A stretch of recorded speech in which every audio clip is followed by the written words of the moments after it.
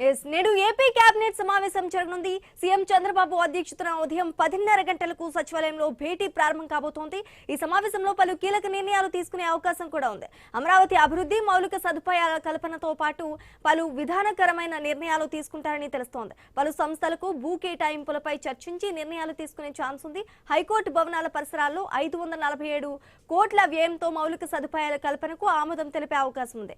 APCC RTO building tribunal ఏర్పాటు ప్రతిపాదనకు AP cabinet green signal ఇస్తుందని తెలుస్తోంది.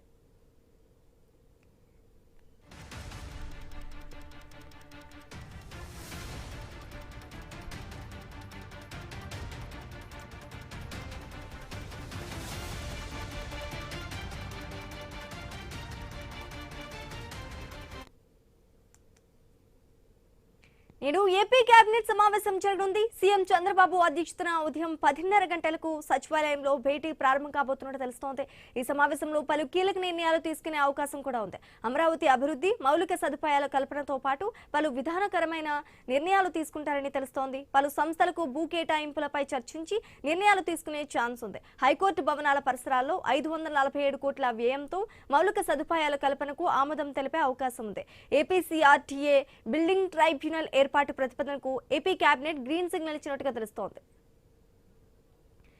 ఇదే అంశానికి సంబంధించి మరింత సమాచారం మా ప్రతినిధి నాగేశ్వరరావు ఫోన్ ద్వారా అందిస్తారు. నాగేశ్వరరావు, ఏదైతే ముఖ్యమంత్రి చంద్రబాబు నాయుడు అధ్యక్షున అయితే ఈ రోజు ఉదయం 10 గంటల మనకి సచివాలయంలో రాష్ట్ర మంత్రివర్గం సమావేశం అయితే జరగనుంది. ఈ సమావేశంలో పలు కీలక అంశాలపై చర్చించి నిర్ణయాలు తీసుకునే అవకాశం ఉన్నట్లుగా తెలుస్తుంది. ప్రధానంగా అయితే చర్చకు వచ్చే అంశాలకు సంబంధించి అమరావతి రాజధాని అభివృద్ధి పనులు పురోగతిపై సమీక్ష నిర్వహించనున్నట్లుగా తెలుస్తోంది. అదేవిధంగా హైకోర్టు భవనాల పరిసరాల్లో దాదాపుగా 547.7 కోట్లతో మౌలిక సదుపాయాల కల్పన కూడా ఆమోదం తెలిపే అవకాశం ఉంది. అయితే ఏపీసీఆర్డీఏ పరిధిలో భవనాలు అనధికారిక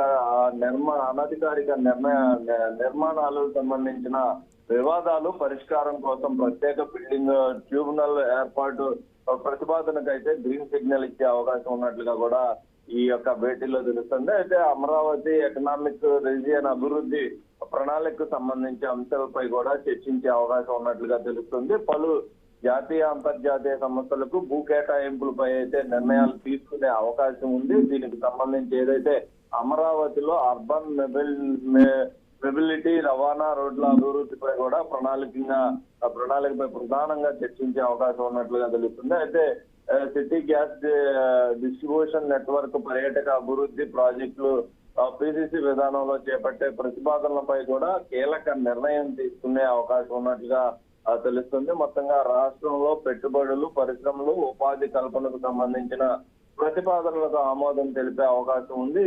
అదేవిధంగా వివిధ శాఖలకు సంబంధించిన పరిపాలన, ఆర్థిక అనుమతుల మంజూరుపై కూడా ఈ యొక్క మంత్రివర్గ సమావేశంలో చర్చించే అవకాశం ఉంది. దీనికి సంబంధించి ఏదైతే కేబినెట్ సమావేశం అనంతరం కూడా దీనికి సంబంధించి సమాచార శాఖ మంత్రి గాని అలాగే మంత్రులు గాని తీసుకున్న నిర్ణయాలపై కూడా మీడియాకు వెల్లడించే అవకాశం అయితే ఉంది. Right, thank you Nageswararao.